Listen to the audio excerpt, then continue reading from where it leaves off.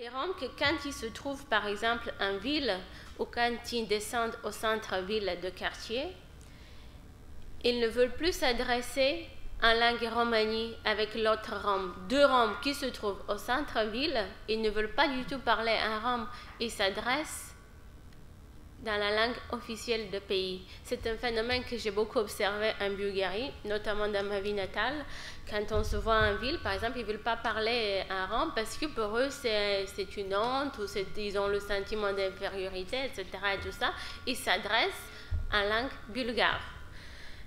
Donc, je signale qu'il y a aussi un phénomène lié à la préservation de la langue romanie qui est lié à la forte cohésion interne du groupe, qui est lié au maintien de la pratique du même dialecte du groupe. C'est-à-dire, comme vous savez, nous avons de différents groupes à l'intérieur de la population. Chaque groupe pratique sa propre dialecte.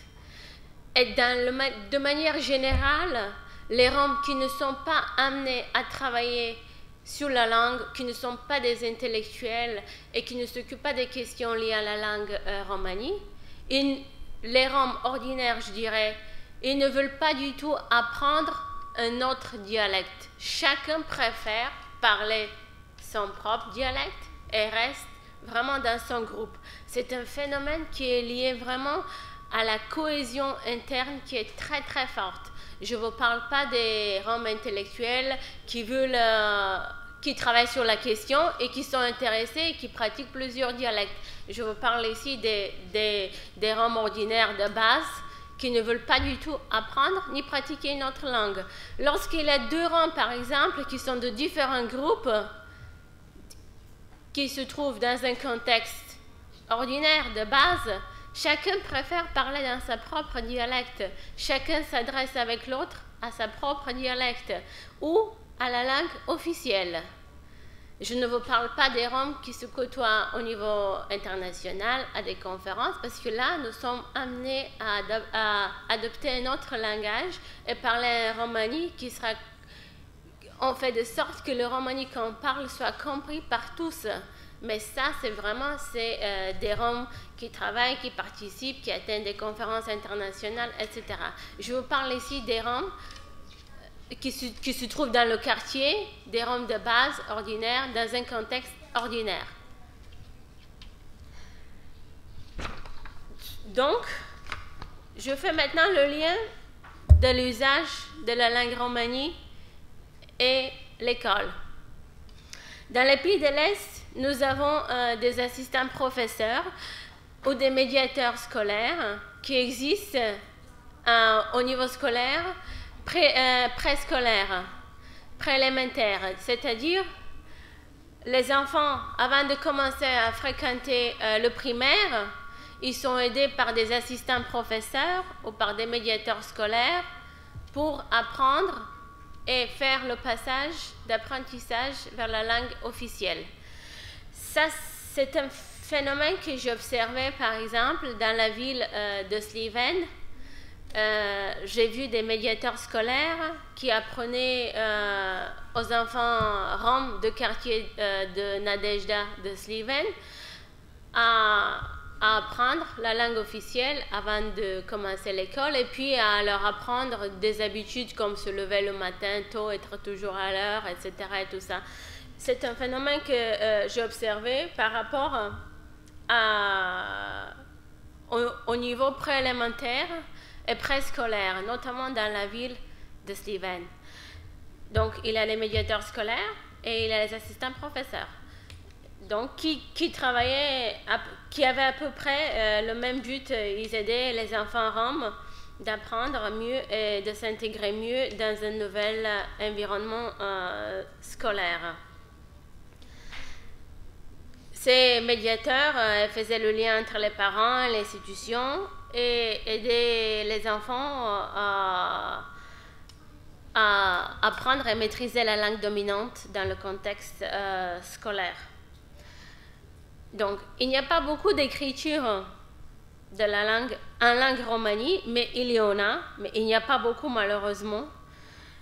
Donc, et nous n'avons pas vraiment un apprentissage de la langue romanie au niveau primaire ni au niveau collège. Nous avons plus l'apprentissage de la langue romanie dans les universités. C'est ce que nous avons par exemple à Paris. Nous avons eu ça aussi en Bulgarie et nous avons le professeur qui est aujourd'hui ici parmi nous. Nous avons aussi le professeur Monsieur Latif qui enseigne la langue romanie à Macédoine et à Zagreb, mais dans un niveau universitaire. Ce n'est pas un niveau de collège ni primaire, malheureusement ça n'existe pas encore.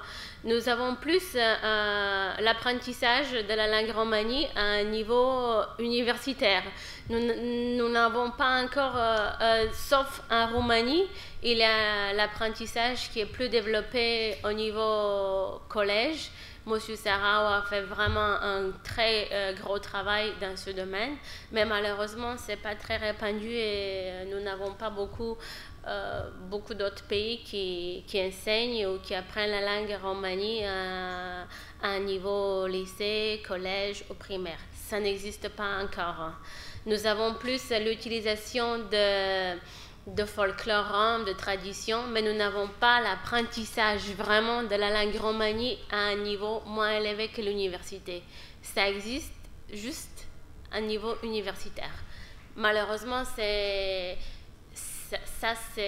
faut que ça se développe, il faut que ça se travaille, mais nous n'avons pas vraiment un travail qui est fait dans ce domaine encore.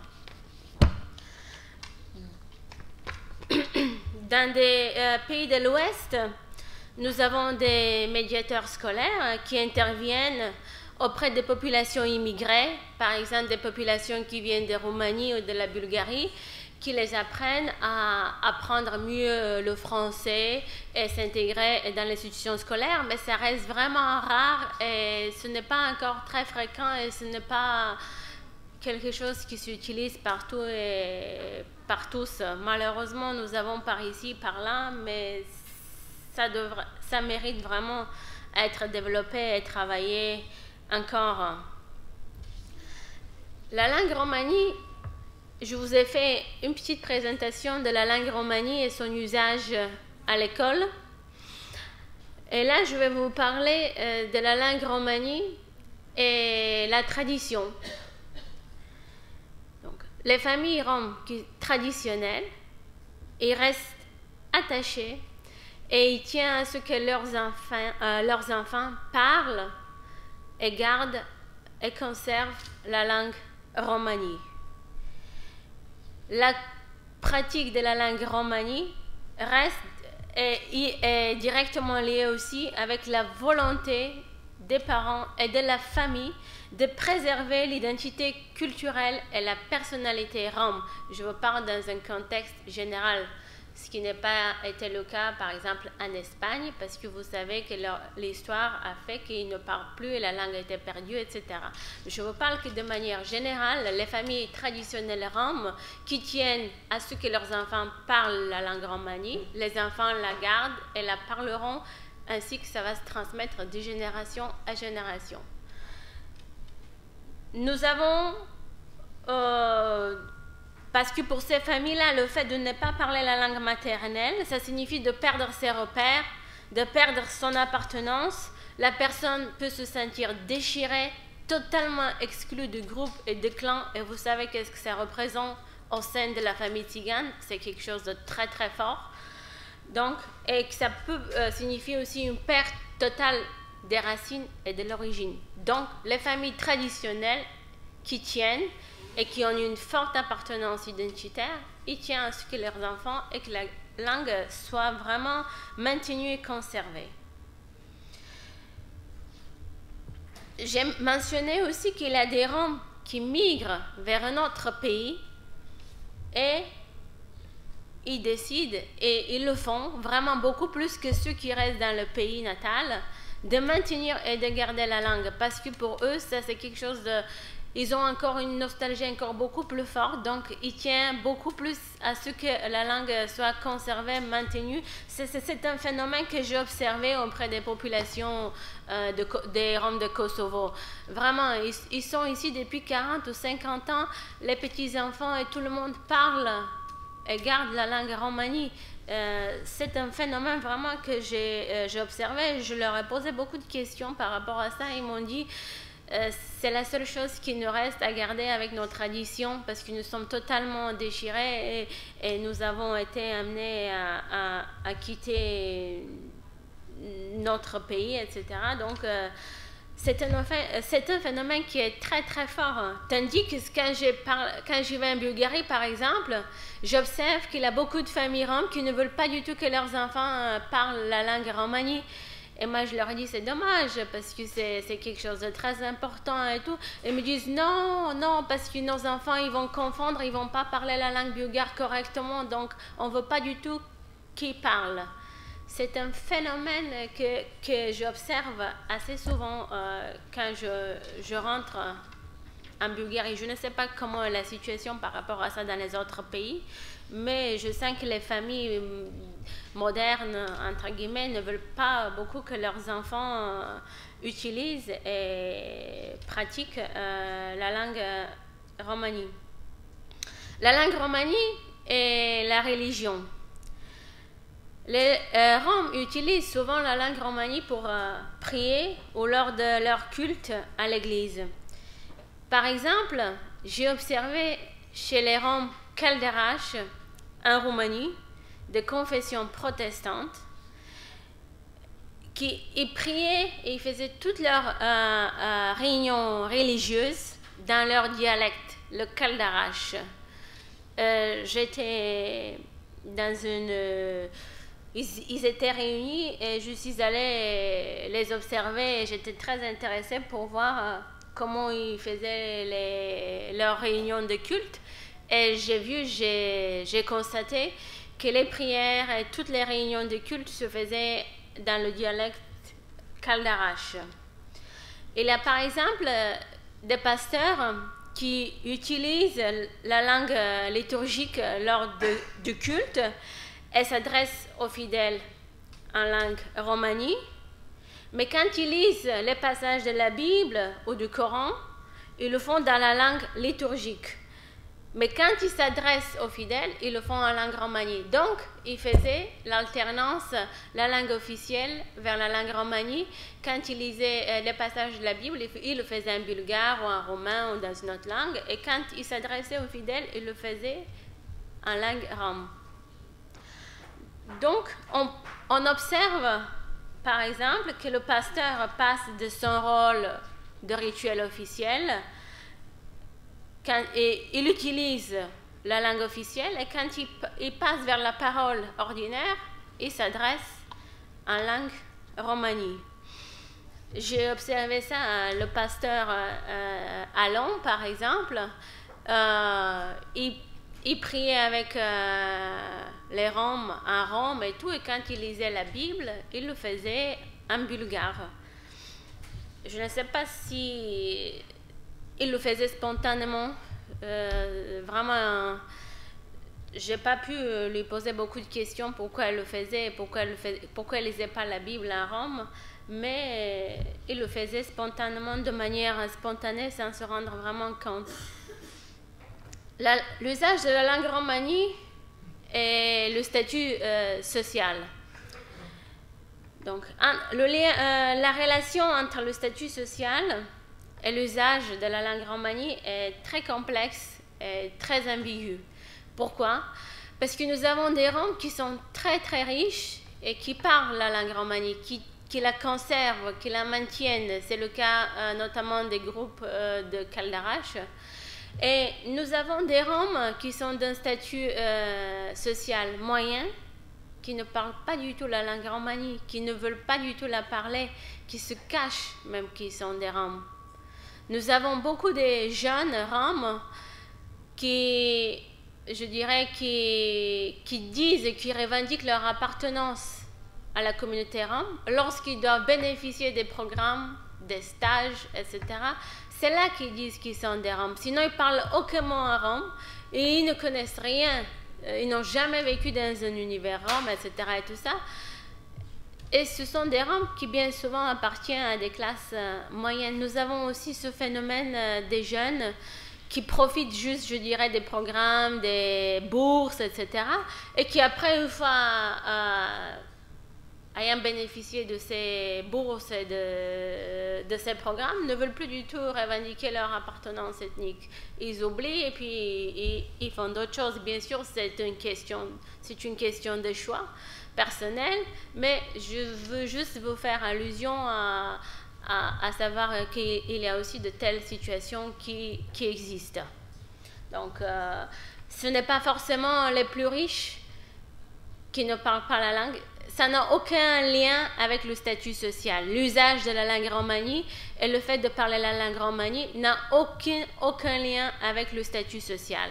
Nous avons des riches qui parlent, qui conservent, et nous avons des classes moyennes qui ne veulent pas du tout parler et qui ne veulent même pas revendiquer leur appartenance parce qu'ils ont honte, ils se cachent, etc. Ils pensent que s'ils se disent roms, ils ne pourront pas obtenir l'emploi, etc. Ils ont d'autres pensées derrière et ils pensent que cela pourra les empêcher de travailler, etc. C'est des questions qui sont liées aussi à la discrimination dans leurs yeux et selon eux. La langue romani dans le contexte intérieur et dans le contexte extérieur. Qu'est-ce que j'appelle contexte intérieur et contexte extérieur? Le contexte intérieur, c'est la famille élargie, le quartier. Et l'extérieur, c'est la relation avec les autres et le fait de parler le romani à l'extérieur de son milieu, de son univers. Ici, il y a beaucoup de différences de l'usage par rapport à la langue romani. Nous avons l'usage de la langue romani qui est très limité, très simpliste et très ordinaire dans le milieu de base, je dirais, dans l'univers familial. Mais nous avons aussi l'usage de la langue romani qui est très développé lorsqu'on parle, par exemple, des poésies, des histoires, raconter des contes, etc. Mais ça varie selon le contexte, selon la famille et selon l'usage de la langue romani. Au niveau local, nous avons des Roms qui s'adressent et qui parlent un romani vraiment basique. Ils ont un langage assez simple, ils parlent avec leurs voisins, leur entourage, la famille, et ça reste très limité et ça reste à ce niveau-là. Nous avons aussi une utilisation et un usage au niveau national qui est beaucoup plus développé parce que nous avons des manuels scolaires dans lesquels il y a des contes, des histoires qui sont écrits en langue romani. Et là, on voit vraiment un développement de la langue, de langage, et de vocabulaire et de niveau de la langue. Ça varie selon son contexte, son utilisation et puis les interlocuteurs. Nous avons aussi une utilisation de la langue romani très importante au niveau international. Quand je parle au niveau international, je fais allusion, par exemple, aux conférences internationales. C'est-à-dire, quand nous sommes amenés à traduire une conférence internationale, nous avons des Roms qui viennent de différents endroits, qui parlent différents dialectes de la langue romani. Les personnes qui sont amenées à interpréter ces conférences, ils doivent vraiment avoir la facilité, la capacité de pouvoir s'adapter et de se faire comprendre par les Roms qui viennent de partout. Donc ça, c'est vraiment un travail qui demande un usage de la langue romani très, très développé. Et nous avons bien souvent des cas quand nous avons des interprètes qui viennent des pays slaves et des interprètes qui viennent de Roumanie la langue romaine est une langue latine, et qui parfois nous sommes amenés à utiliser beaucoup de mots de la langue officielle dominante, et en Roumanie aussi, pour pouvoir nous faire comprendre par les Roms qui viennent de différents endroits. Ça, c'est une pratique et c'est une facilité que nous devons avoir lorsque nous sommes amenés à interpréter pour différents interlocuteurs de différents pays qui pratiquent différents dialectes. Donc, il faut avoir vraiment une improvisation et faire le lien avec une traduction interne qui est liée avec la langue dominante de là où les interprètes sont amenés à venir. Et c'est bien souvent, nous sommes soit un interprète de Roumanie ou un interprète de la Bulgarie pour pouvoir essayer d'utiliser des mots slaves et latines dans la traduction de la langue romanie pour que nous faisions de sorte que les Roms qui viennent de partout nous comprennent. C'est quelque chose qui est très souvent et très fréquent et qui s'utilise notamment dans le cadre de la traduction et de l'interprétariat au niveau international. Vous savez que nous sommes amenés à traduire aussi des recommandations des textes officiels, notamment du Conseil de l'Europe, en langue romanie, et ça demande aussi vraiment d'avoir une capacité et un développement de la langue romanie qui est très, très développé. Donc, les Roms qui sont les Roms de base, je dirais, ils ne savent pas que ça existe. Ils ne savent même pas qu'il y a un alphabet en Roumanie qui a été codifié officiellement en 1971 lors du premier congrès qui s'est tenu à Londres. Ils ne savent pas qu'on peut écrire en Roumanie, qu'on traduit des conférences en Roumanie, qu'on fait des documents en Roumanie. Ils ne savent pas que la langue romanie est tellement développée et que nous avons une langue qui est très très riche. Et nous avons, pour dire un mot, nous utilisons parfois 3 ou 4 mots en Roumanie. Donc c'est tellement riche, c'est tellement développé. Mais les gens qui ne savent pas, ils ont tendance à penser que déjà même certains disent est-ce que ça existe, est-ce que c'est une langue. Bon, c'est quelque chose qui n'est pas très développé, qui n'est pas très fréquent, mais qui est très intéressant. Et ce qui nous amène à penser qu'il y a des différents degrés de développement de la langue. La maîtrise de différents niveaux de la langue romanie varie selon le contexte d'usage. Il y a une langue élaborée lorsque nous sommes amenés à côtoyer des gens qui travaillent sur la langue et qui enseignent la langue romanie. Ce sont des gens vraiment qui disposent d'une connaissance très large au point de vue grammatical, au point de vue lexical, au point de vue de vocabulaire. Nous n'avons pas beaucoup de spécialistes malheureusement, mais nous avons 2 spécialistes qui sont parmi ces gens-là, M. Latif et M. Kutchoukov, qui sont dans notre salle. Donc, j'espère qu'il y aura de plus en plus qui seront comme eux et qui travailleront vraiment. C'est un travail de longue haleine et c'est très très difficile, mais c'est passionnant. C'est tellement riche et c'est passionnant.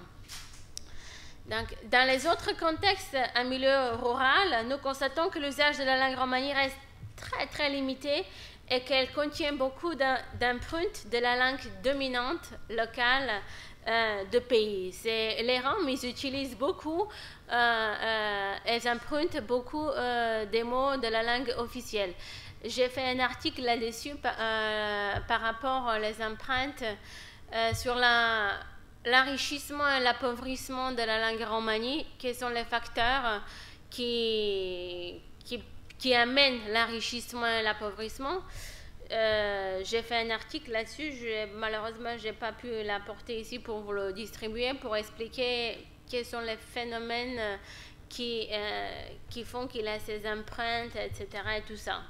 Et j'ai fait aussi un article sur la transmission de la langue romanie, notamment par la mère, parce que la femme rome, pour moi, c'est la femme qui est le moteur de transmission de la langue, parce que c'est elle qui reste, c'est elle qui éduque et c'est elle qui passe beaucoup plus de temps avec les enfants à la maison.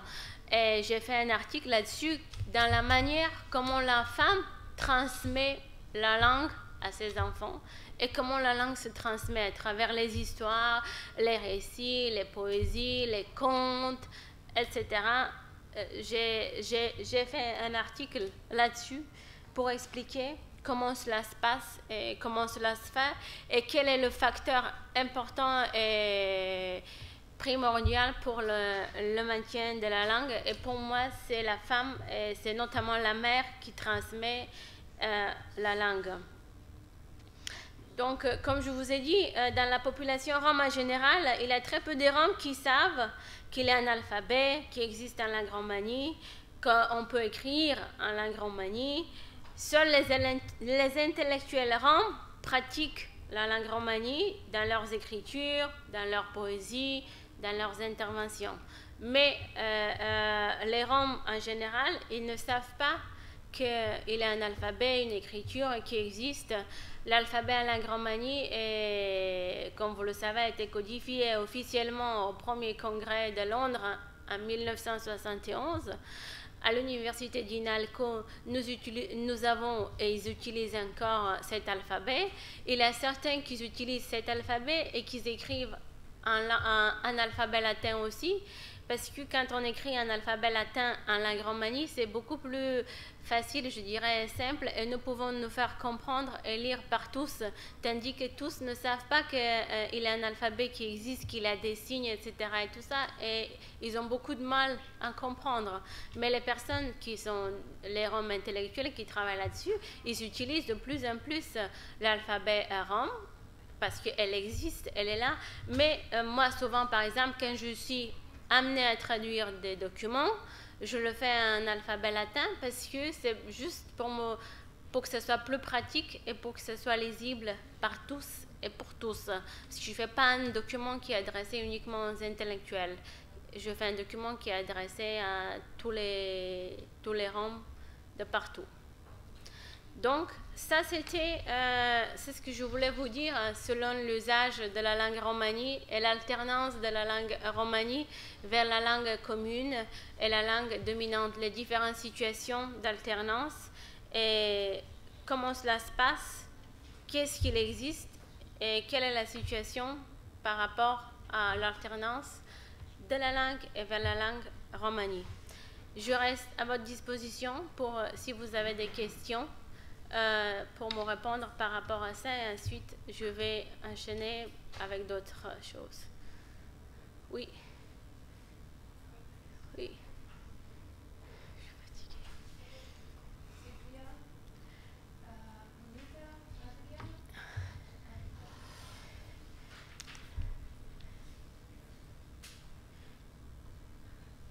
Thank you for your presentation. I'll speak in English.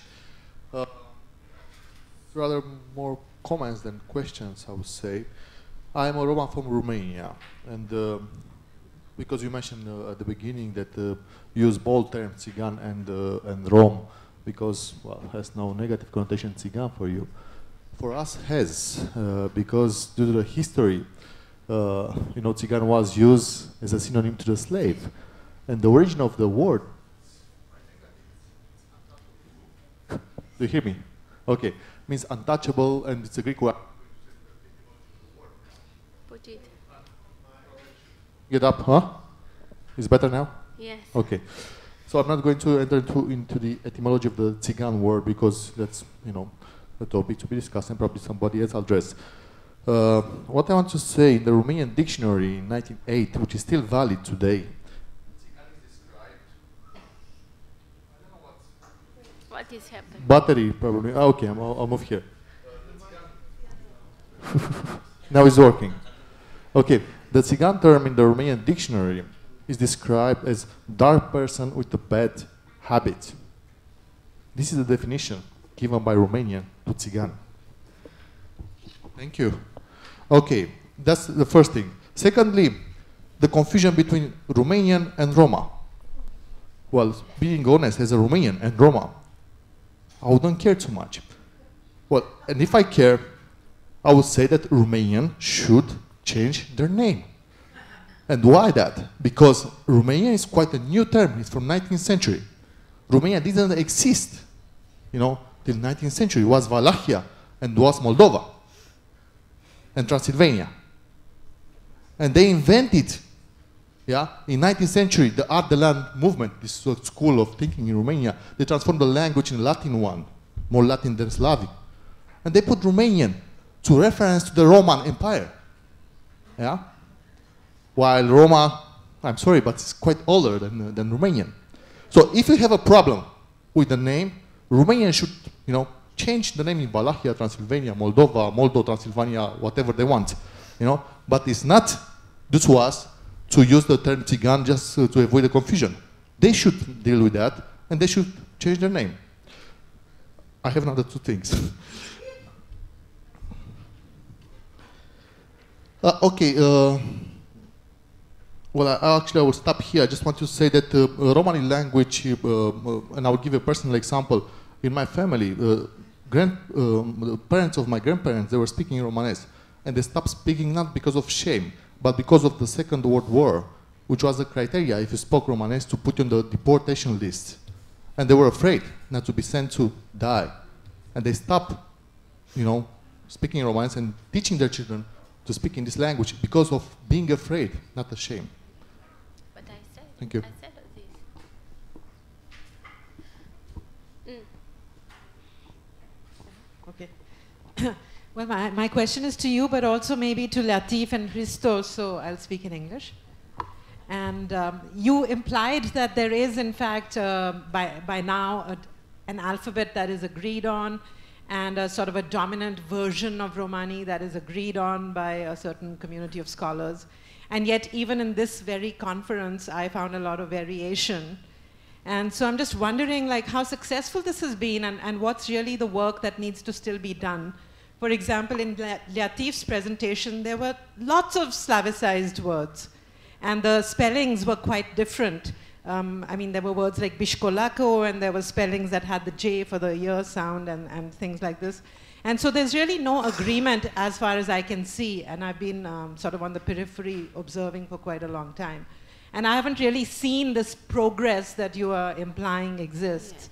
So is there a need for an academy of Romani studies, of the language, as there is for other languages in the world? Or where should we be on this issue now? How should we try and universalize, if that's the intent?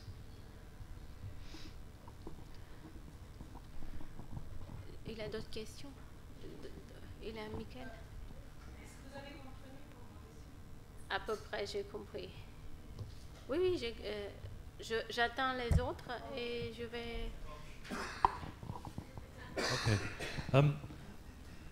I just wanted to add some things about religiosity and the use of Romanes in religiosity, which is that the Pentecostal Caldrash in London, when I used to go to the Pentecostal church there, they used Romanes in terms of prayers and the Gospels, because they were using versions that Kalinin had translated, and for preaching, and for hymns. The interesting thing was when they did morality plays, which they did every so often at Christmas, the devil always spoke English.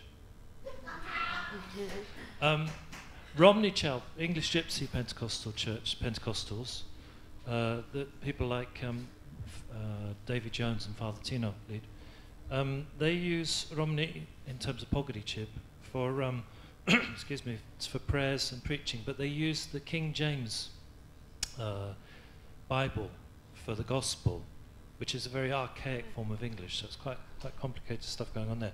Swedish Lavara tend to use Romani for prayers, Gospels, preaching, hymns, and study groups. They do study groups in terms of the Bible through Romanes as well. And as far as I know, the Light and Life, the French Light and Life meetings in Davos and other places here in this country, they still use predominantly French, but it seems, I think, that it's increasingly the use of Romanes in particular meetings that happen, but overall they're still using French generally. So there's some variations about what's happening there. There are materials, though, and Kalinin is one of the people who's translated great swathes of the Gospels. So there's increasing amounts of material and translations of the Bibles and stuff.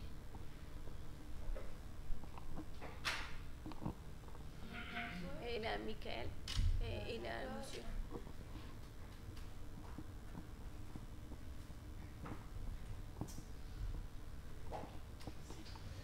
Moi, j'avais quatre petites questions en fait.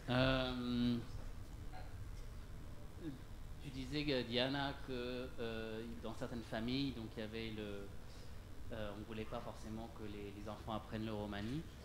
Et je voulais savoir s'il y avait une différence en fait entre le niveau d'éducation des parents, c'est-à-dire qu'est-ce que ça joue dans le fait de vouloir apprendre le romani ou pas, et aussi par rapport à la date peut-être d'arrivée dans le pays, si on parle de communauté migrante, c'est-à-dire est-ce que les premières générations, enfin les nouveaux arrivés veulent encore que les enfants apprennent le romani, ou et ceux qui restent depuis des années, des décennies ne veulent plus. Donc est-ce qu'il y a une sorte de différence par rapport à ça? La deuxième question, c'est tu parlais des gens du Kosovo qui sont en France depuis 40 ans et qui conservent le romani. Est-ce qu'ils ont aussi conservé la langue, soit le serbe, soit l'albanais du Kosovo? C'est-à-dire, est-ce que c'est valable aussi pour la langue dominante au Kosovo, ou c'est uniquement valable pour le romani? Troisième question, c'était par rapport... c'est plus une remarque en fait par rapport en Espagne où on a effectivement perdu la langue. Je suis rendu déjà plusieurs fois en Espagne, et comme il y a une grande migration rome, notamment de Roumanie, mais aussi un peu d'autres pays en Espagne, je voulais savoir si tu avais pu trouver des exemples où il y a des projets où en fait les Roms migrants enseignent le romani, ou en tout cas une sorte de romani aux gitans espagnols, et savoir s'il y a un intérêt pour ça ou pas. Je ne sais pas s'il y a des Espagnols dans la salle, mais qui pourraient répondre à ça. Et la dernière remarque, c'est par rapport à l'enseignement du romani chez les gadgets. Je sais, quand j'ai commencé au Conseil de l'Europe il y a 14 ans à travailler sur la question, à l'époque c'était très mal vu que des gadgets essayent d'apprendre le romani. Je sais que c'est toujours le cas dans certaines communautés, notamment chez les Sinti en Allemagne. Est-ce qu'il y a une évolution par rapport à ça chez les communautés roms? Est-ce que les gens sont davantage prêts en fait que des non-roms parlent la langue romani? Donc ça, c'est les 4 questions. Et juste 2 remarques par rapport à ce qui avait été dit précédemment. Par rapport à la codification, bon, c'est toujours très compliqué, tu le sais, en travaillant au Conseil de l'Europe. Je sais qu'au Conseil de l'Europe, on n'utilise pas le terme de standardification, mais le terme justement de codification, parce qu'on sait que c'est très difficile de standardiser les différentes dialectes. Il n'y a pas tout le monde n'est pas d'accord par rapport à la standardification. Donc on parle de codification. Et ensuite, par rapport à Tsigan Rom, c'est toujours le grand débat. Mais c'est vrai qu'au Conseil de l'Europe, on utilise Rom internationalement, mais à chaque fois dans le contexte national, on tient compte en fait de savoir si oui ou non c'est péjoratif, et si c'est accepté par la communauté elle-même. Donc on parlera de Gitan en Espagne, de Ciganos au Portugal. Pardon. En France, on l'utilise pour Ciprian, parce que je le connais bien et qu'il insiste beaucoup pour Rome, et c'est vrai qu'en France, on n'a pas toutes ces expressions comme on a en Roumanie par rapport à Tsigan. On les a aussi beaucoup en Grèce, on les a dans beaucoup de pays. C'est vrai qu'en France, je ne connais pas d'expression négative avec le mot tzigane. Et à la limite, le mot romanichel, qui est un terme rome, est beaucoup plus péjoratif en France que le terme tzigane ou le terme rome. Donc et puis parce qu'on a beaucoup de communautés différentes en France, c'est vrai que ça rassemble. Et ça explique pourquoi en France, ma foi, c'est acceptable, et pour nous, on l'accepte aussi dans le contexte français.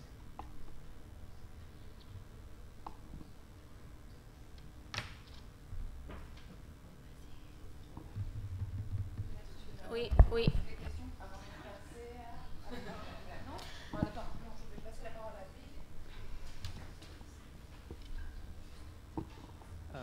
Just très vite, just really quickly, you mentioned switching between languages, switching between dialects, between the dominant language, between Romani and different Romani dialects. I wanted to know what you can say about this in terms of a kind of standard method or a standard, sorry, in your conclusions, is this a particularly Romani way of speaking or learning how to speak? And to give the context, I'm saying this because I, as someone who doesn't speak Romani and didn't learn, but my mother did, who immigrated to the US, and I spoke Slovak, and English, and we mixed it all the time. And if I make the comparison with other friends of mine who are Czech or Slovak, who have Czech or Slovak parents, but immigrated to Germany or different countries, but have two Gajo parents, they don't like to switch. They can't go back and forth all the time. And I find it very easy. And I'm wondering if this is particularly a methodology or cultural habit that you're speaking of, or is this just coincidence? I'm not sure.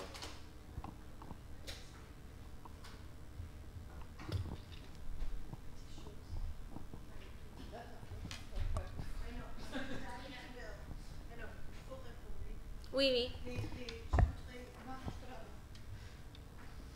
Je vais... D'accord, pardon.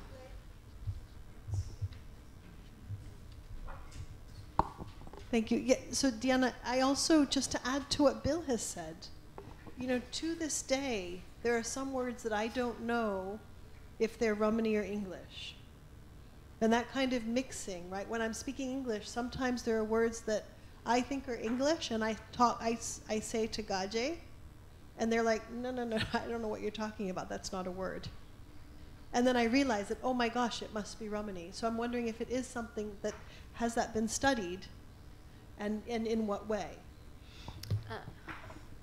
En fait, la connexion de la langue, quand on passe vers une autre langue et si on mélange ou si on utilise des mots, ça dépend en fait du degré de l'évolution de la langue romanique qui possède la personne et la maîtrise de la langue romanique que la personne a vraiment.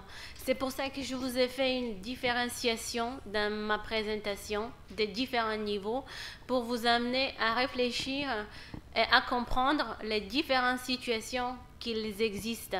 Quand vous dites, par exemple, que votre mère parlait le slovaque et une autre langue, et votre mère ne vous a pas transmis la langue romanie, par exemple. C'est elle qui n'a pas voulu le faire. Je ne sais pas si elle l'a fait consciemment ou pas. Moi, je vous parle de manière générale. Moi, par exemple, à la maison, je ne pouvais pas parler autre langue que la langue romanie et ma dialecte, qui est le dialecte des États-mœurs, le Kalaïdji, qui est une des dialectes les plus difficiles, que je parle rarement avec personne. Personne ne peut me comprendre. J'appartiens à un groupe très rare, vraiment, et un dialecte qui est très difficile, qu'on ne parle pas. Mais moi, j'étais amenée à apprendre et parler plusieurs dialectes parce que je fais ce travail et je suis passionnée par ça. Mais quand je parle avec ma mère dans l'univers familial et mes voisins, moi je ne parle pas dans un autre dialecte, je parle mon dialecte. Vous comprenez? Mais ma mère et les autres, ma mère quand elle m'entend parler le Kaldarache ou le dialecte des Roms de Kosovo, elle me dit, t'es pas ma fille, je t'ai changé à l'hôpital. Tu es une Kaldarache, donc vous voyez, parce que ma mère, elle ne veut pas parler un autre dialecte. Attention, c'est très conservatrice, c'est très conservateur. Et des fois, quand elle vient me rendre visite à Paris, elle m'entend parler les différents trucs, elle me dit, mais t'es pas ma fille, Diana, c'est quoi ça, comment tu peux faire tout ça? Je dis, maman, j'adore, mais ça, c'est une autre question, vous voyez ce que je veux dire? Tout ça, ça dépend de la volonté de la famille et du niveau aussi d'éducation des parents, parce que mon père, par exemple, il me disait, tu vas parler le romani à la maison, mais tu vas apprendre aussi le bulgare, parce que moi je disais, papa, mes amis, mes camarades de quartier, elles parlent le bulgare, pas du tout le tzigane. Et je dis, moi aussi je veux pas le parler. Il m'a dit, non, tu vas le parler, mais tu vas parler le bulgare aussi. Et j'ai appris à l'extérieur le bulgare à 4 ans, etc. et tout ça. Mais ça reste un choix de la famille et du niveau d'éducation des parents et de la volonté des parents.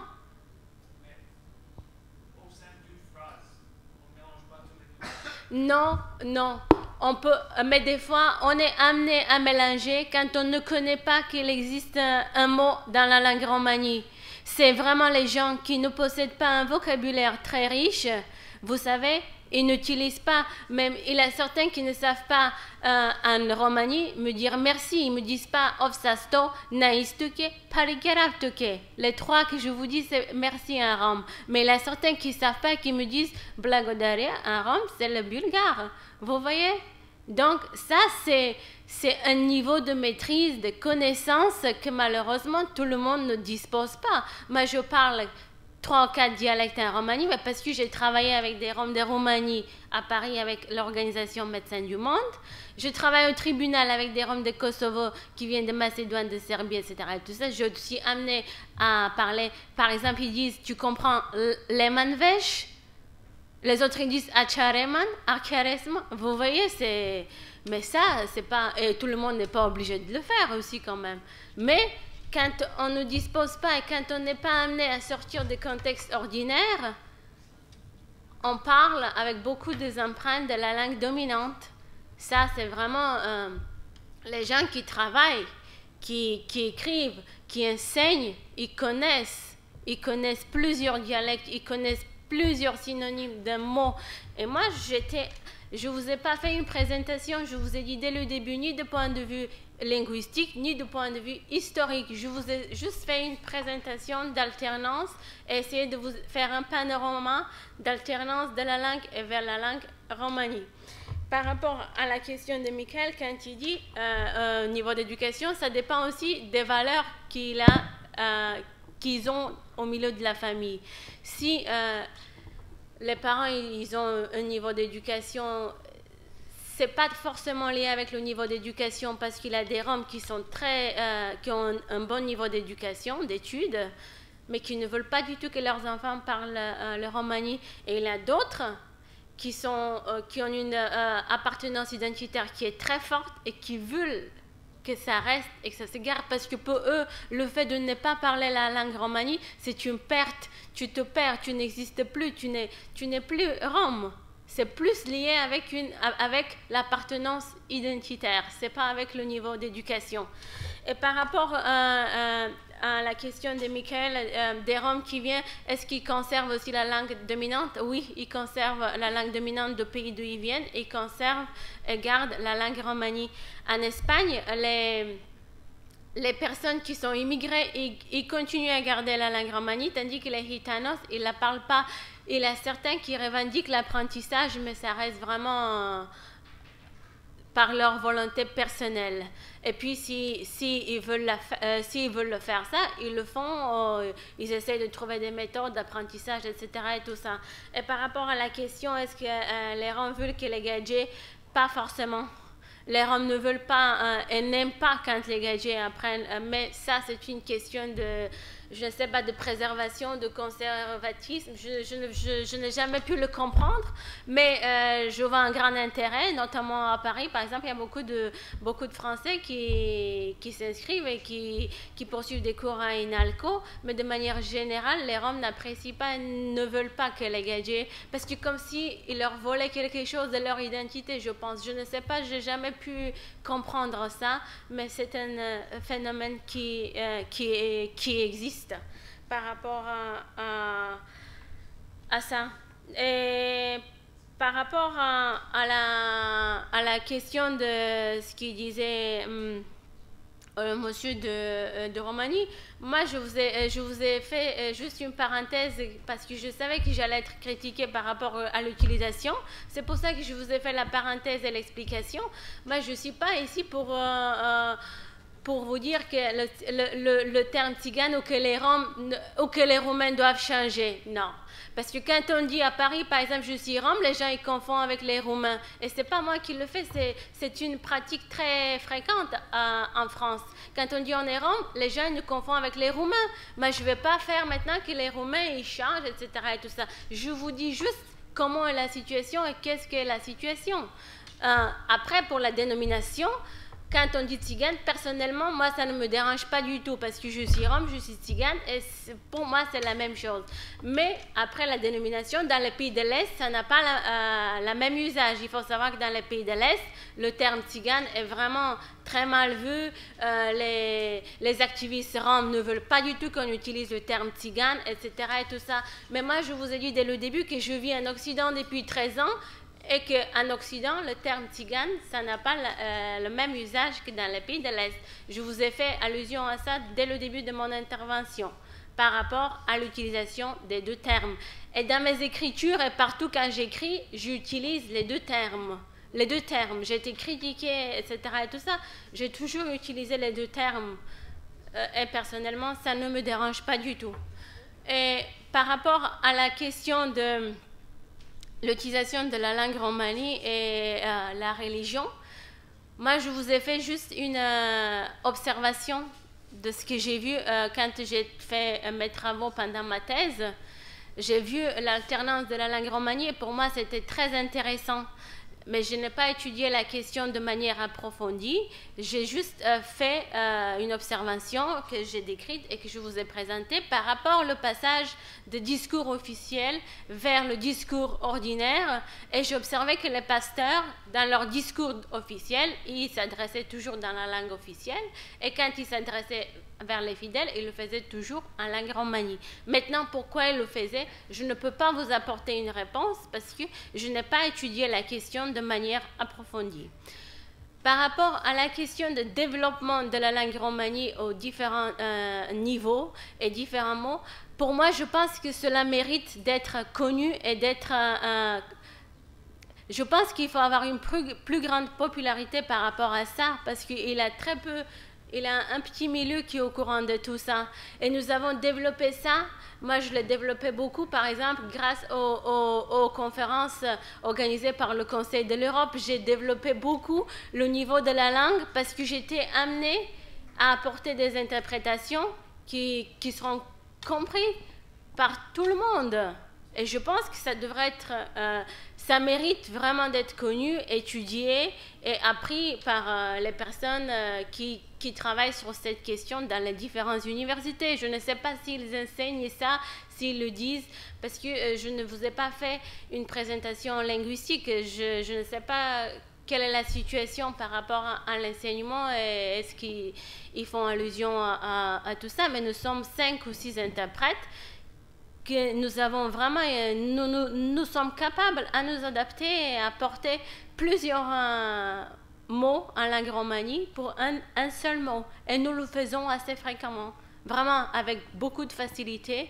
Et tout ça, c'est la pratique, c'est le travail, c'est vraiment un travail. Moi, je fais ce travail depuis 10 ans maintenant à peu près. Je travaille avec des Roms de différents endroits et j'écris tout, je note tout. Je prends des notes et j'ai beaucoup d'archives par rapport à cette richesse. Mais ça, c'est une question personnelle qui m'intéresse, qui me passionne.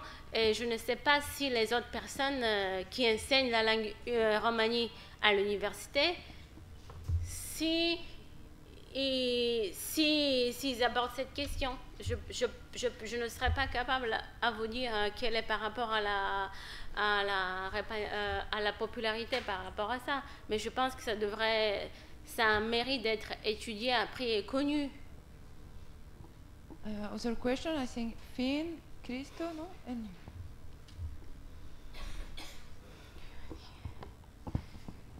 Moi, c'est plutôt un commentaire. Merci beaucoup. Par rapport, enfin, je ne sais pas si ça peut porter un élément par rapport au fait que peut-être les Romains n'aiment pas que les gadgets apprennent le romani. Des fois, c'est du snobisme. Et je le vois dans la communauté irlandaise. Même si on est irlandais, mais on n'est pas littéralement du Gaeltacht, qui est le lieu où on parle irlandais, quelqu'un qui arrive de l'extérieur, moi je ne parle pas le Gaeilge qui est à ma propre langue, mais je vais le rectifier. Les gens regardent ça avec pourquoi, je n'en sais rien, mais moi je pense que c'est un peu qui vous êtes qui, qu'est-ce que vous faites là. Donc il y a une partie de ça. Ceci dit, les Catalans avec qui je travaille, les jeunes, le premier mot qu'ils m'ont appris, c'était mambac, qui apparemment, moi je ne sais pas quelle langue, ça ne semble pas être du catalan, mais je ne sais pas ce que c'est, mais mambac veut dire mais je m'en vais. Je m'en vais. Et donc, de temps en temps, ils rentraient dans la classe, ils disaient mais mambac, mambac. Et donc, moi je disais bon, ben, ok. Quelques temps après, il y avait un papa qui est arrivé, Johnny, que j'aime bien, et on discute un peu. Et puis j'étais un peu agacé parce que la situation changeait. Et donc je commençais à dire, mais Johnny, je ne comprends pas. Enfin, en fait, il y a ça, on fait ceci, on fait ceci, puis finalement, et puis je me suis retourné, je dis, ben, puis finalement, Mambatch, il s'est plié de rire, qui a complètement percé l'abcès. Enfin, ça, Ouais. tous les deux, on s'était mis sur le parvis de l'école, à rire, à rire. Et je pense que ça, c'est bien, enfin, ce côté que, aussi, oui, on peut arriver... pourquoi il parle ma langue? Qu'est-ce qu'il veut? Qui c'est ce gadget? Ou qui c'est ce homme? Pourquoi il parle pas ma langue? Mais de temps en temps, ça peut apporter aussi ces moments de vrai bonheur. Voilà. Par rapport à ça, je vous ai parlé dans mon intervention par rapport à la forte cohésion familiale interne, par rapport à l'apprentissage de différents dialectes, que les Roms ne veulent même pas apprendre un autre dialecte. Donc vous pouvez vous imaginer comment c'est difficile et c'est conservateur quand un Rom d'un groupe ne veut pas apprendre ou parler, maîtriser l'autre. Moi, par exemple, au début, à Paris, j'étais amenée à interpréter pour des Roms de Kosovo. Et moi, je leur disais, ils me disent, vous venez d'où? Moi, je dis, je viens de la Bulgarie. Oh non, on ne veut pas de toi, tu ne vas pas nous interpréter. Et moi, je commence à parler leur dialecte. Et là, ils s'ouvrent un peu plus, mais au début, ils ne veulent pas du tout de moi. Donc, j'étais vraiment assez souvent. Et après, j'ai arrêté de leur dire d'où je venais, tout ça. Je leur ai dit, vous n'avez pas le droit de me poser de telles questions, d'où je viens, etc. Tout ça, j'interprète. Et parfois, les juges leur disent, vous êtes amenés à parler, à répondre, sans poser aucune question à l'interprète. Donc, vous vous imaginez comment c'est difficile et c'est particulier. Et je parle parfaitement leur dialecte. Quand ils ne savent pas que je suis Rom de Bulgarie, ils ne peuvent jamais le comprendre. C'est tellement particulier, difficile. Je suis Rom comme eux, ils ne veulent pas. Imaginez-vous comment sera le rapport avec quelqu'un qui n'est pas Rom. C'est aussi difficile. Ça existe. La situation est très difficile, très conservatrice, je dirais, mais bien sûr, ça fait plaisir. Moi, ça me ferait plaisir d'entendre quelqu'un. J'ai beaucoup d'amis à qui j'ai appris un peu le romani et qui ont fait des échanges et des rigolades en romani. Ça fait plaisir. Mais de manière générale, les Roms ne veulent pas, ça ne fait pas plaisir. Conservatisme, je ne sais pas. Cette méfiance est aussi... Comment ? Oui, c'est peut-être de protection, méfiance, protection. C'est un phénomène qui existe. Ça ne fait pas plaisir.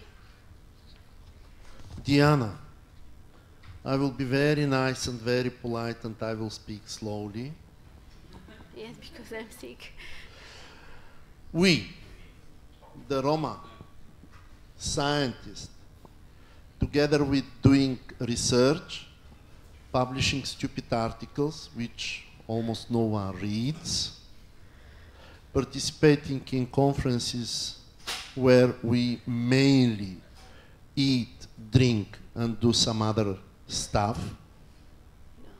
We have also the most important task in our lives, to educate the Gaja people who are sometimes very ignorant, very arrogant, behaving stupid to us, or making fun of us. So, in Turkish there is a word çingene, which is not a dirty word. Çingene, it's exactly this what we say Tsigan, Tsigoiner in any other language. So in Turkey, the Turkish society learned to say Romanlar, Roman. So I think the French, who are more intelligent than the Turks, at least in my opinion and in my eyes, we can teach the French society to use the word Rom and to understand that these are the Tsigan, but to be polite to the Tsigan using the word Rom and not thinking that these people are Romanians. And you, being in France, almost being French, because as far as I see, you speak very good French, you have that task as well.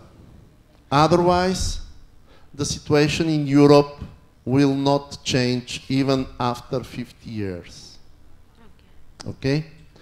First of all, you have to have the self-esteem that you are a human being exactly as any other human being. The connotation of Tsigan, don't tell me that the French people use Tsigan because they love the gypsies and this is why they call them Tsigan. No. They very well know that the word Tsigan means to be dirty, to be criminal, to be stealing, to be this and that. Well, what they use?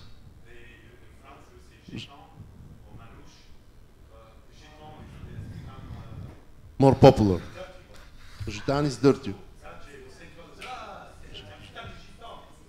So, this, well, to summarize the things which I would like to say, we as Roma scientists, intellectuals, we have to educate the people not to use Gitan, Tsigan, Manouche and whatever, but to use Roma. And to understand that these are not Romanians, but these are Indian people who have culture, who have language, and who have their own pride. I'm Indian, who my parents and my grandparents left India 1,100 years ago. I would like to be respected as Indian. I don't want to be treated as a piece of shit because I look dirty and I look dark and I look, you know, whatever, criminal in the eyes of the French society, for example. Merci beaucoup. Je ne sais pas more what to say. Okay. Non. Je vais juste faire... Oui. Moi, je suis venue en France pour suivre mes études. Je ne suis pas venue en France éduquer les gens et tout ça. Et j'étais amenée... Pour moi, c'était... Yes, but when I say to the French people that I'm Roma or Tsigan, they treat me in the same way. It doesn't matter if they say to me Roma or Tsigan. I have so much French friends, and for them there is absolutely no difference if I'm Roma or Tsigan or I'm Diana. This is my personality. So, c'est ma personnalité qui compte. C'est pas tellement mon origine en France. Donc, et puis... j'ai écrit beaucoup d'articles en France qui étaient publiés notamment sur la question des stéréotypes attachés à la population rome. Je travaille beaucoup sur cette question, j'essaye beaucoup de changer et ça me tient énormément à cœur, notamment dans le domaine de l'éducation, mais je ne pense pas que le fait que je vais dire Tzigane ou Rome, que ça va changer quelque chose pour les Français. Donc, vraiment, la terminologie n'a pas du tout le même sens ni usage en France. Et personnellement, c'est la personne qui compte sans importance de son origine et de son appartenance. En France, c'est ce que j'ai vu, ce que j'ai vécu. À l'université, j'étais la seule Rome à la Sorbonne. Je n'ai jamais été traitée différemment que les autres. Donc, voilà. C'est ce que j'ai travaillé toujours avec des Français au laboratoire de M. Jean-Pierre Léjoie. J'étais jamais traitée différemment. J'ai travaillé avec 3 filles françaises. Je disais toujours je suis tzigane ou rome ou peu importe. J'étais jamais traitée différemment de fait que je suis tzigane ou rome. C'est la personnalité et ma mission n'est pas je suis venue ici. Je travaille beaucoup sur la question, j'essaie de changer les préjugés, j'écris beaucoup d'articles, je fais beaucoup de travail là-dessus, mais sur la terminologie, j'ai jamais eu aucun problème. L'usage des termes. Pour moi, personnellement, ça ne m'a jamais dérangé. Diana, on se connaît depuis longtemps aussi, hein, depuis 2001, et effectivement, c'est aussi grâce à toi que je suis entré dans cette complexité terminologique. Et ça m'a permis, bon, et les travaux qu'on a menés ensemble ou avec Jean-Pierre m'ont permis aussi de comprendre mais de mon point de vue de français, qui a beaucoup de difficultés à utiliser des terminologies d'ordre ethnique, que ce soit des exonymes ou des endonymes. En tout cas, la réalité de la République française est qu'elle ne reconnaît pas les minorités, ce qui n'empêche pas le peuple français d'en produire de façon autonome un certain nombre. Et on a pu encore l'entendre ce matin dans le discours de la ministre, elle préfère utiliser ces enfants-là que d'utiliser les termes qui correspondent, par exemple, aux endonymes avec lesquels les gens se désignent. Par exemple, les Roms du Kosovo, dont Michael était en train de parler, se sont désignés en arrivant immédiatement comme Roms. Par rapport à ce que tu disais d'ailleurs sur les Roms du Kosovo, il me semble que le maintien de la langue romanie a été favorisé par le fait qu'un grand nombre d'entre eux sont entrés dans le droit commun très rapidement à travers le droit d'asile, la reconnaissance de leur droit d'asile suite aux événements du Kosovo. Je vais trop vite. Plus fort, je ne parle pas assez fort. Et d'autre part, la scolarisation, parce que les enfants demandaient, les parents demandaient l'asile suite aux événements en particulier de Mitrovica, et en même temps, les enfants entraient automatiquement dans le cadre de ces dispositifs pour élèves non francophones, et en tout cas, il n'y avait pas d'étiquette rom ou tzigane sur ces enfants quand ils sont entrés. L'autre explication aussi que je vois, c'est que réellement, et tu l'as très bien dit, le territoire, Jean-Pierre le disait aussi, le territoire linguistique est un territoire mental, et dans le cas des Roms du Kosovo qui ont été privés réellement de ce qu'il y avait de matériel et de solide dans leur patrimoine, c'est vrai que la langue a servi de repli identitaire assez puissant. En tout cas, c'est mon point de vue et je peux me tromper. En tout cas, j'observe aussi qu'au niveau des sciences du langage, et ça, je pense ne pas me tromper, mais je connais personne sur l'académie ou sur l'université française en train de travailler sur ces sujets. Il y a eu très peu d'études sur la modification des romanies chez les enfants du Kosovo présents depuis 10 ou 15 ans dans les systèmes scolaires. Il y a eu très peu d'études sur le maintien des langues majoritaires d'origine. En tout cas, je ne connais personne, et quand on essaie d'intéresser les universitaires à cette étude-là, les universitaires gadgets, on a des fins de non-recevoir, ça reste un sujet subalterne ou un sujet majoritaire qui ne présente pas d'intérêt, alors qu'à mon avis, par exemple, étudier l'évolution du Romanie du Kosovo dans cette confrontation, dans cette rencontre avec la modernité qui se passe plutôt bien comparée à celle des migrants économiques. Je serais curieux en tout cas d'avoir des résultats et d'avoir des chercheurs au travail là-dessus. Et puis je voulais revenir sur tes fondements théoriques. J'apprécie beaucoup ton allusion, pas ton allusion, mais le travail que tu as fait à partir de Goodies, parce qu'on est aussi sur la même longueur d'onde, en tout cas au niveau des Cazenave, c'est quelqu'un qui nous influence, et en particulier sur les questions du rapport à l'écrit. Mais hier, j'ai posé une question sur un travail qui nous a, en tout cas pour ma part, qui m'a beaucoup parlé, et c'est le travail de Patrick William sur ce qu'il appelle le jeu romanesque et sur les alternances de registres et de codes selon les modes de communication et selon les groupes auxquels on s'adresse. Et l'article a paru il y a très longtemps. On a demandé à William d'y réfléchir encore et de reproduire un complément à l'article paru il y a une dizaine d'années. Mais en tout cas, moi j'aimerais savoir ce que toi tu en penses par rapport à tout ce que tu nous as exposé. Par rapport à l'alternance ? Oui, et par rapport à cette théorie du jeu romanesque, moi qui me semblait être extrêmement intéressante. En tout cas, elle m'a permis aussi de réfléchir dans mon rapport avec mes élèves roms qui, eux, manifestement avaient toute une série de stratégies linguistiques qui m'échappaient totalement, puisque je suis issu d'un monolinguisme, d'une population fondée linguistiquement, enfin fusionnée linguistiquement, et que fondamentalement, mon être est monolingue, donc toute cette subtilité que les élèves roms ont apportée, y compris dans mon champ intellectuel, je retrouvais ça un petit peu chez Patrick Williams. J'aurais voulu savoir ce que tu en pensais.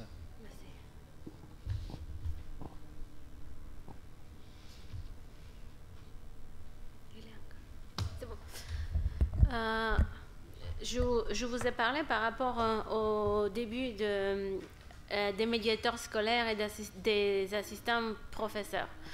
Là, on peut faire le lien avec l'utilisation de la langue romani dans les différents cas. Nous pouvons utiliser la langue romani, par exemple, nous pouvons avoir, comme je vous ai dit, des assistants, des médiateurs scolaires pour pouvoir aider les enfants de s'intégrer dans le système scolaire. Ça peut être une situation d'alternance, d'apprentissage de milieu de l'enfant vers le milieu scolaire. C'est ce qui est une pratique qui existe beaucoup dans les pays de l'Est, mais pas beaucoup à l'Ouest. Ça peut être une situation d'alternance d'usage de la langue romani. Il y a des différentes situations de cette alternance et de ce jeu que nous pouvons utiliser, mais ça dépend à quel niveau et à quel public nous nous adressons. Par exemple, dans les universités, les personnes qui apprennent la langue romani, la culture et la pratique des traditions, ces personnes-là, ils le font au niveau universitaire. C'est pour leur propre connaissance, pour élargir leurs connaissances personnelles, pour apprendre la langue romani et pour l'utiliser pour leur choix personnel. Nous avons différents jeux d'alternance qui sont liés avec les différents usages de la langue. Nous avons différents usages, comme je vous ai dit, par exemple dans les pays de l'Est, les enfants, majoritairement, ils parlent tous la langue romani, et nous avons une situation d'alternance vers l'apprentissage de la langue officielle, et là, nous mettons les médiateurs scolaires et les assistants professeurs pour faire le lien, pour faire le passage de la langue maternelle vers la langue officielle. Ça, c'est une situation que nous avons, que nous travaillons dessus, et que nous utilisons. Dans les pays de l'Ouest, par exemple, nous avons les enfants immigrés qui continuent à parler la langue romani et la langue d'origine, et nous devons utiliser des stratégies qui leur permettront d'apprendre mieux la langue française pour pouvoir s'intégrer mieux dans le système scolaire en France. Ce qui se passe déjà. Nous avons beaucoup de personnes qui interviennent, qui font des cours d'alphabétisation pour les enfants et pour les grands, parce que les personnes qui sont des demandeurs d'asile, vous savez qu'après, plus tard, ils font des réclamations d'apprentissage de la langue officielle du pays, parce qu'ils sont obligés d'apprendre la langue officielle du pays où ils vivent. Mais c'est ce que j'ai observé, ce que j'ai constaté, que les personnes qui proviennent de Kosovo notamment, ils gardent beaucoup la langue romani. Il n'y a pas du tout de perte de la langue, ni de la langue officielle du pays d'où ils viennent.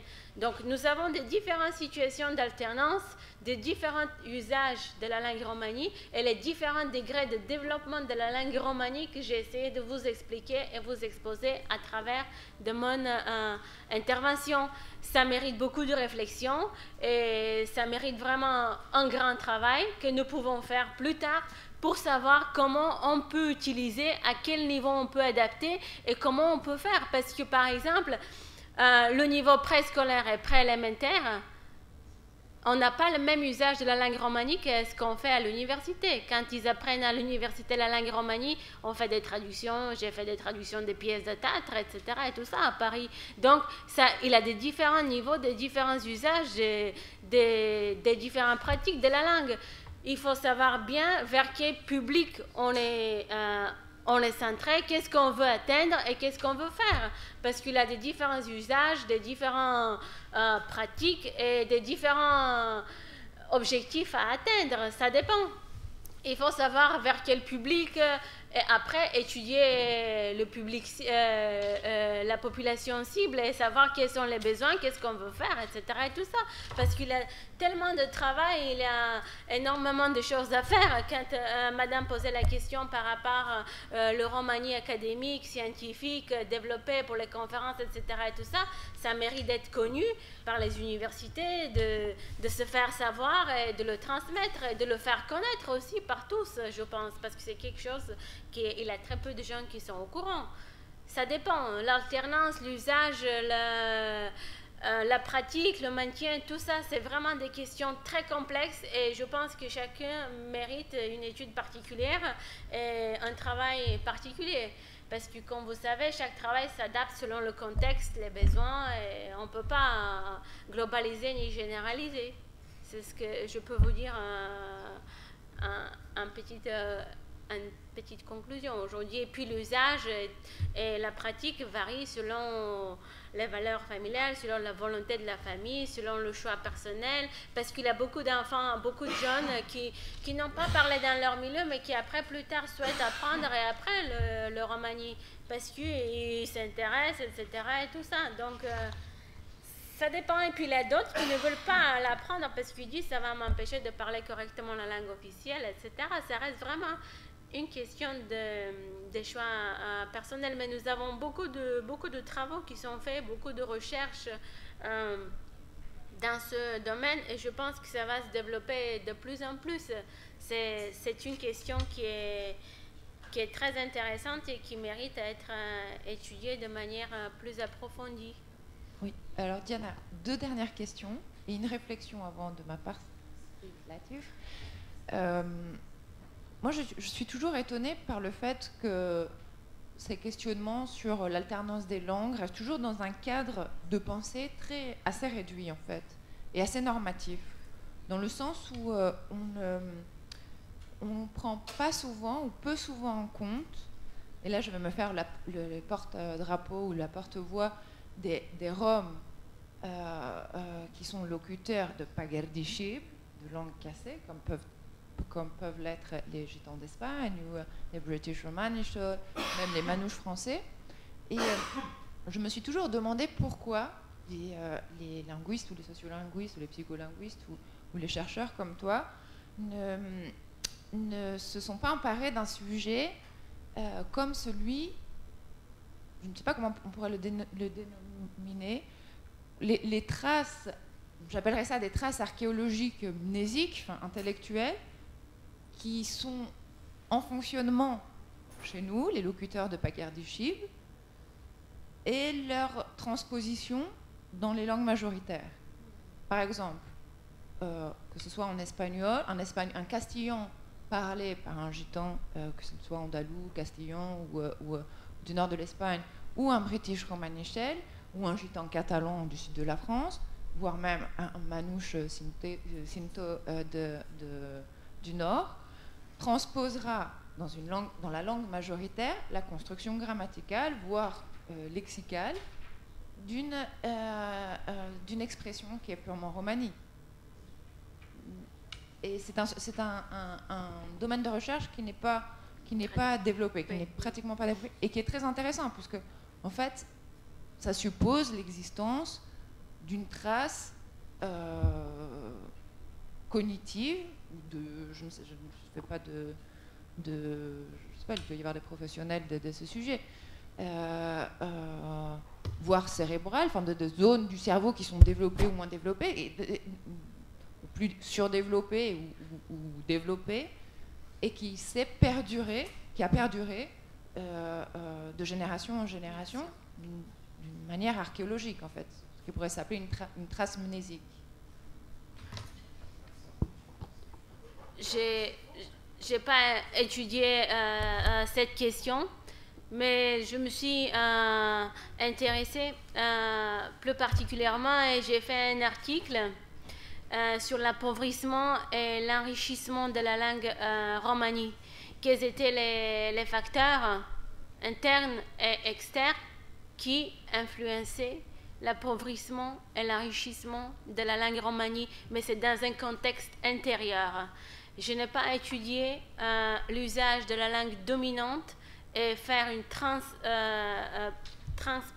juxtaposition par rapport à l'usage de la langue romanie. Ça, malheureusement, je ne l'ai pas fait. Je n'ai pas travaillé là-dessus pour essayer de comprendre quelles sont les traces et qu'est-ce qui fait qu'ils utilisent certaines expressions en Roumanie en utilisant la langue dominante et pourquoi ils le font. Je n'ai pas travaillé là-dessus, mais j'ai essayé d'étudier quelles sont les empreintes qu'ils utilisent le plus et pourquoi ils le font. Et j'ai fait une distinction par rapport aux milieux ruraux et les milieux urbains, parce qu'il avait une grande différence et une grande influence de milieu de l'interlocuteur. Donc, les gens qui venaient des villages, ils utilisaient beaucoup plus d'empreintes dans la langue romanie de la langue dominante que ceux qui vivaient en ville. Je ne sais pas, est-ce que le phénomène d'appauvrissement et d'enrichissement est lié au contexte, à la situation, aux facteurs socio-culturels. Je pense que tout ça, ça influence, et le contexte historique influence beaucoup l'usage et le développement de la langue romanie. Comment on parle, comment on fait, mais je n'ai pas fait une étude particulière, je n'ai pas fait une recherche là-dessus, et je ne peux pas vous apporter des informations et des explications là-dessus. Je me suis intéressée tout simplement de l'appauvrissement et de l'enrichissement, et quels étaient les phénomènes qui influençaient l'appauvrissement et l'enrichissement de la langue. Parce que, comme vous savez, il y a beaucoup de Roms qui utilisent et qui mélangent des mots de la langue dominante, tandis que nous avons beaucoup de mots en Roumanie, mais ils ne les savent pas, parce qu'ils n'ont pas cette connaissance. Est-ce que c'est le niveau social ici? Est-ce qu'ils jouent? Est-ce qu'ils ne jouent pas? Est-ce que c'est le niveau d'études? Est-ce que c'est le niveau traditionnel, les valeurs? Quelle est la place des valeurs dans la famille? Est-ce que c'est ça qui influence? Je ne peux pas vous apporter des réponses claires et concrètes aujourd'hui, malheureusement. Okay, I have for all of you very basic questions. Who say one language? Who say it? Your French language or Macedonian language or German language? Who say? Who? State. State. Say language. No. Ajde makedonski. Koji čuva jedan jazik, za da se razviva jedan jazik? Koji go pravi to? Koji pravi jezična politika za jedan jezik, za bilo koji? Who influence? Language policy for the development of one language. Who is developing the language policy? Who? State?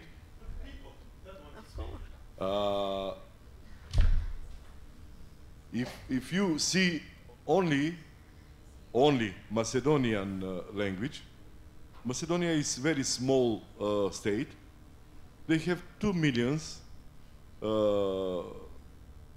citizens, and Macedonians are 1,400,000.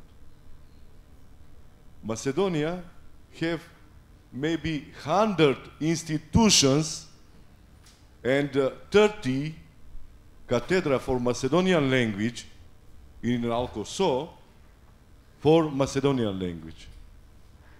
The Roma people are 10 times more than Macedonians. Where is our institutions? Where is our language policy? Because we not developed our language from the ghetto. Who saved our language, Romani language? Who? Me, like an individual? What I am in this? What I am? What is Diana? What is Christo?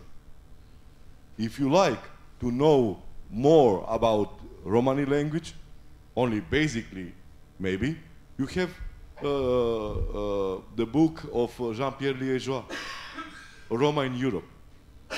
Only read this book. You know, you will know that Roma language have only 3 strata or 3 dialects. No 100, no 250 dialects. Only 3.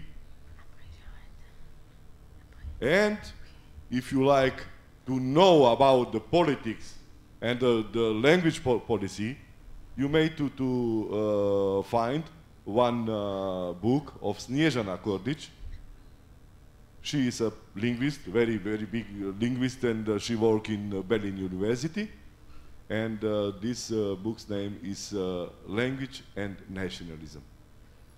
And then you may to comment for all of this discussion.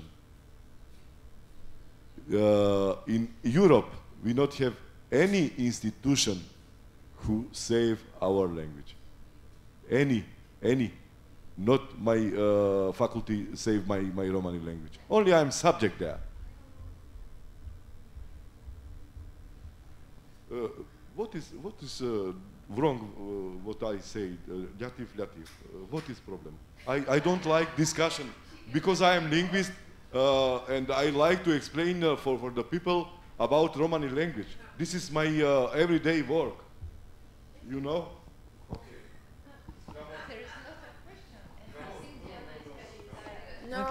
Non, it's okay, it's okay.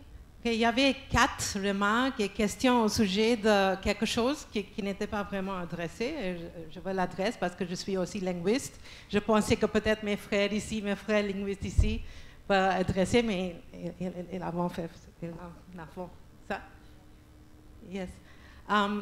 What I wanted to talk about was the question that Bill asked about code mixing and code switching. And then Ethel made a remark about that. And then just now, Sarah talked about it as well. When you mix languages, when you have a trace of an ancestral language in a dominant language, when you use Pogadi Chib, and all of these things, this is a domain with which I'm very familiar, both being multilingual myself and also academically. I have a PhD in communication, which included linguistics and phonetics. And code mixing, code switching is a phenomenon that is very common and inevitable. It's an inevitable phenomenon when languages bump into each other, when there is language contact. And it's actually a very hugely developed field. And in fact, we have practitioners of it even on the Romani language. Our beloved friend and colleague, Yaron Matras, Sarah's favorite friend. Yes, Risto, who has vanished, has written about code switching as well. Yeah. I've written about code switching with English and other Indian languages and so on. So these things happen. This phenomenon is very common. I've met refugees, Kosovo refugees from Italy, who think that formaggio is the Romani word for cheese. You know, so like the comment that Ethel made, they grow up thinking that some of those Italian words are Romani words because that's what they learn in their mixed language. And that phenomenon happens all the time in multilingual environments. And there is a small group of linguists who are studying this. And yes, more work is needed. And I think Sarah put an interesting sort of angle on it about archaeology and the lovely words that she used. So certainly this is a field that needs to be delved deeper. But it's not that that people are not aware of this phenomenon. And it's a very natural linguistic phenomenon. So we can stop, or someone have another question? No, or another comment? So we have a professor. So the last one, Diana? No, it's okay, it's okay. Je ne vais pas intervenir après. Là, j'arrête. Alors juste, je trouve le débat extrêmement intéressant, mais c'est un débat qui est très largement rebattu. Je crois qu'il faut arrêter d'être des grenouilles au fond d'un puits, pour reprendre l'expression de Sarah ce matin. Mais sur la question, par exemple, de l'interpénétration linguistique, on voit très bien qu'une langue, ça vit, ça se développe, ça meurt, ça se transforme, ça renaît sous d'autres formes. Et que c'est sans doute l'évolution de la langue la preuve que le peuple est vivant. Donc il faut arrêter d'être peut-être dans la nostalgie d'un passé mythique qui aurait été bien, où on aurait... Non, le peuple vit, le peuple s'adapte, le peuple se transforme, le peuple s'intègre dans une communauté qui est de plus en plus mondiale, avec des changements linguistiques et structurels. Ça, c'est un signe de vie, c'est un signe de développement d'une culture. Donc je crois qu'il faut avoir une lecture aussi positive de ces choses-là. Alors moi, je suis un petit peu psychologue, je m'en excuse, je n'ai pas fait exprès, mais c'est comme ça. Et je crois savoir 2-3 petites choses sur la question de la langue. La première des choses, c'est que le développement de la langue est intimement lié au développement de la personne. Au développement de la personne et au développement du sujet. Et qu'il y a sans doute un travail extrêmement fort à faire dans la structuration identitaire à travers le développement de la langue. Et je crois que le développement d'une identité portée par une culture, c'est fondamental pour une personne dans une société qui s'internationalise et qui se mondialise. Et il y a sans doute un certain nombre de choses à développer dans la langue. Il y a sans doute un certain nombre de choses à développer dans l'approche de la langue. Et moi, j'y crois parce que j'ai participé à pas mal de travaux au niveau méditerranéen. La première chose, c'est tout ce qui a trait aux compétences narratives. Et on voit qu'on va, avec l'appauvrissement des populations, vers un appauvrissement des compétences narratives qui sont nivelées par le phénomène télévisuel.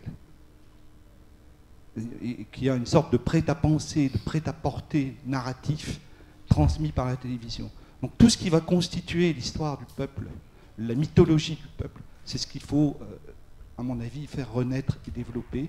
Et ça, c'est un marqueur identitaire extrêmement puissant. Alors, je sais qu'il faut, moi, travailler sur cette question-là pour la culture, pour permettre aux gens de se vivre dans une identité. Premier point. Deuxième point, c'est ce que j'appelle, moi, les compétences énonciatives. C'est-à-dire qu'auprès des enfants, l'écart, il est là, fondamental. Il faut pouvoir mettre des mots sur les choses, peu importe les mots. Et dans ces compétences énonciatives, on voit bien qu'il y a un rapport au monde qui va se créer.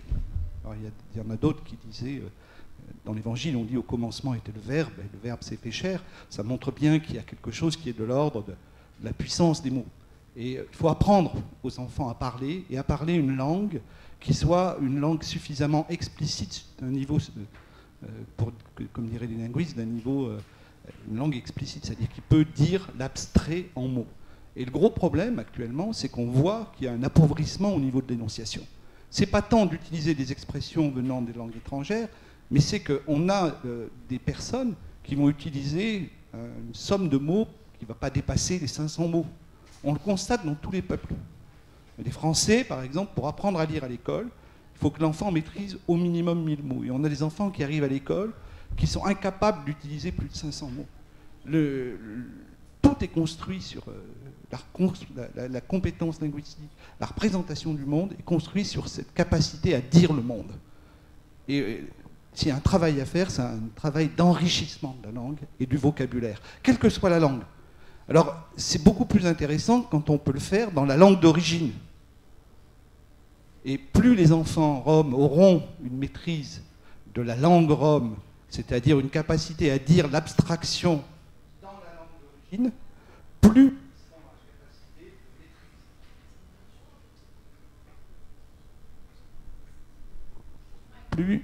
ils seront dans la capacité de maîtriser des langues autres,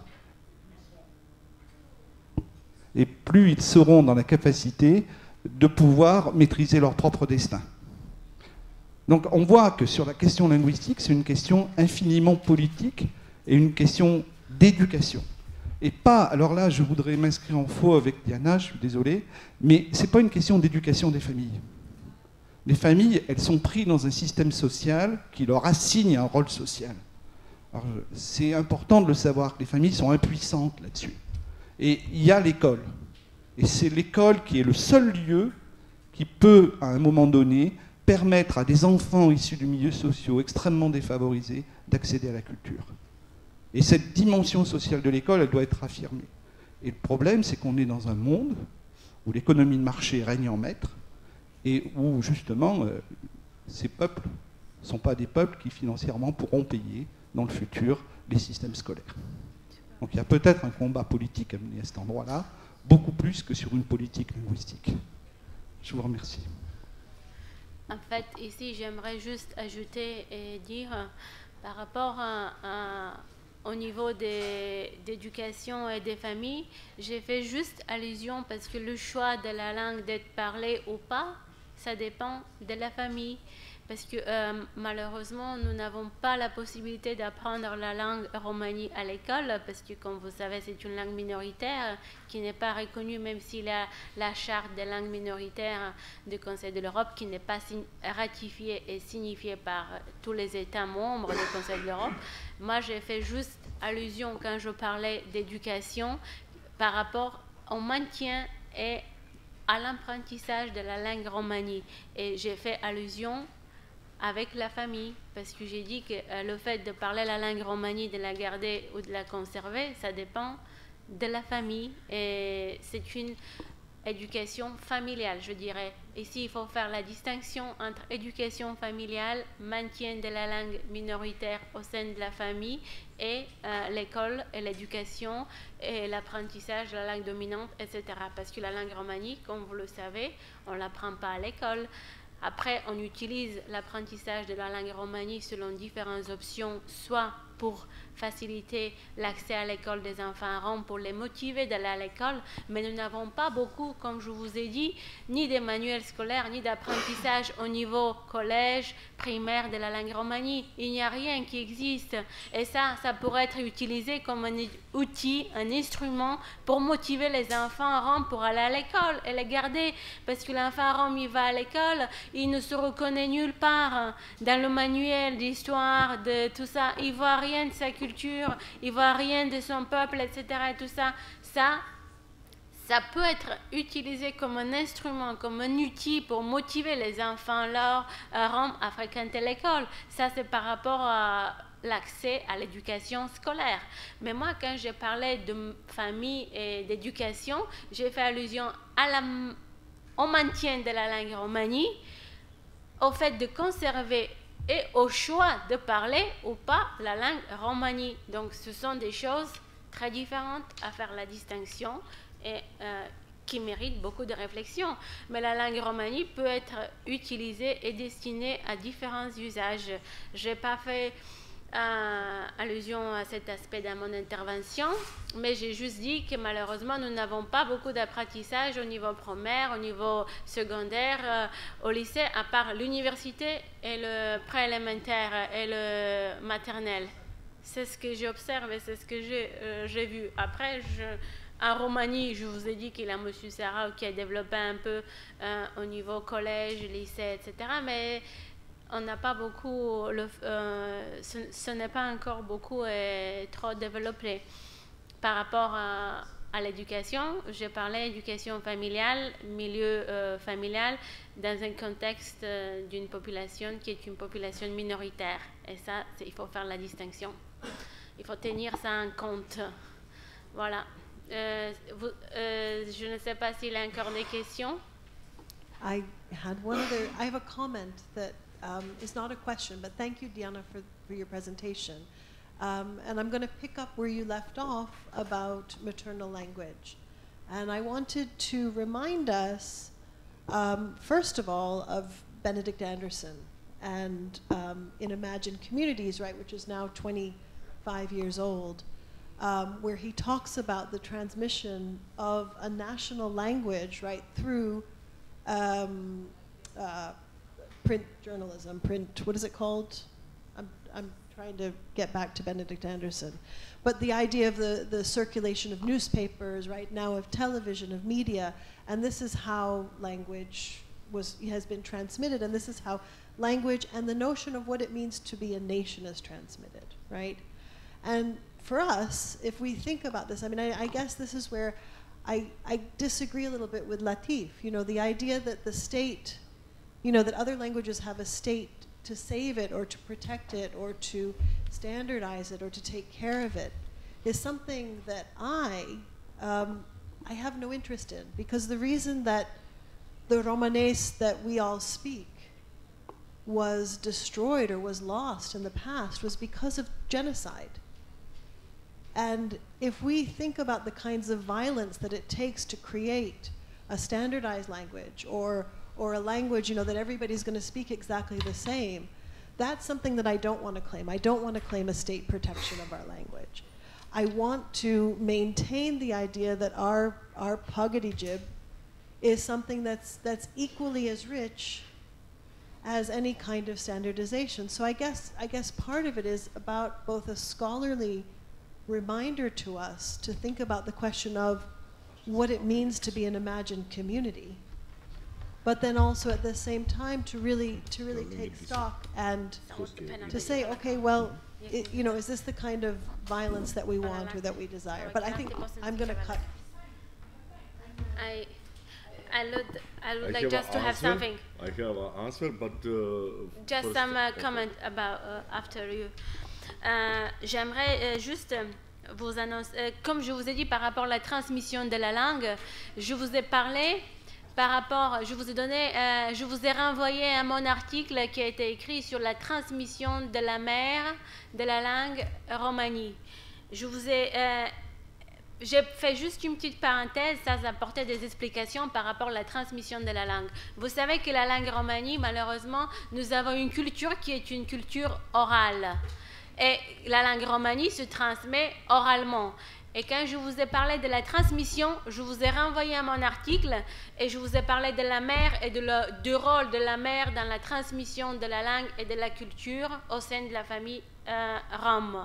J'ai parlé par rapport à ça. Et je vous ai parlé aussi que l'usage de la langue romani varie et dépend selon les contextes historiques des pays. Parce que c'est très important. L'évolution historique de contexte de pays d'où ils vivent est déterminante pour le fait de parler ou non la langue romani. Ça, c'est de manière générale quand on parle dans le cadre de pays d'où ils vivent, où ils sont amenés à vivre. Donc, par rapport à la transmission, comme vous le dites, moi, je vous renvoie à la culture orale et je vous ai parlé de la transmission, notamment de la mère au sein de la famille. Et quand vous parlez de la transmission et de l'État, vous avez dit l'État et la transmission, vous savez qu'au Conseil de l'Europe, il y a un département qui existe qui s'appelle Charte des langues minoritaires. Et ils ont beaucoup de chartes et des conventions sur les langues minoritaires qui renvoient à différents pays pour les signer les conventions. Et qu'après, les pays, ils signent les conventions, mais ils décident soit ils font un apprentissage de la langue minoritaire, une reconnaissance ou pas, et ça dépend maintenant du pays, de la volonté politique, du gouvernement, etc. Donc, la question est très complexe et elle a différents niveaux à être étudiés. Quand on parle de transmission de l'État, il faut faire la distinction entre la culture orale des Roms, la transmission par la voie orale de la culture Rome, de leur côté des Roms, et il faut distinguer l'État. Et ici, je vous renvoie aux textes, aux chartes, aux conventions qui existent au niveau du Conseil de l'Europe, qui sont ratifiées, signées et envoyées dans les différents États, et qu'après, l'usage de la langue minoritaire reste un choix politique de pays, même s'ils ratifient ou ils reconnaissent, ils ne reconnaissent même pas. Et ici, je vous invite à faire la distinction, à réfléchir par rapport à ça et à penser que les contextes, les volontés politiques sont très différentes dans les différents pays.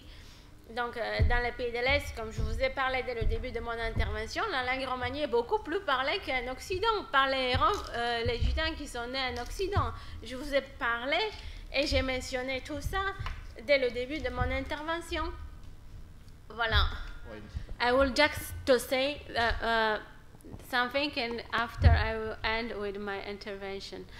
I would just to say that this is not right when you say that we don't think in Romani. Absolutely not right. I'm able and I'm thinking in Romani. That it's something really, for me, it's not true, Samir, when you say that we don't think in Romani. Absolutely not true. And the second question is, no, and the second thing, what I want to say, and after I will end with my intervention, is that when I made my research, I did my research and my questionnaire in the Romani language, and I was speaking with the Roma people in their dialects in Bulgaria. And when I was writing, I was writing in French because I was obliged to present this work for my professor, but I keep still my unregistration and my notes. Everything was done in Romani. I was speaking with them in Romani, and I did this in Romani, and my professor was very interested about this, and he said to me, Diana, you have to make a reflection about this, how you pass and how you do the connection, and if you use the originality of the language. But I didn't make a research about this because it was not my subject of study. But I only wanted to say that I did a research in Romani with Roma people. That's it. And I would like to thank for your attention. Yeah, thank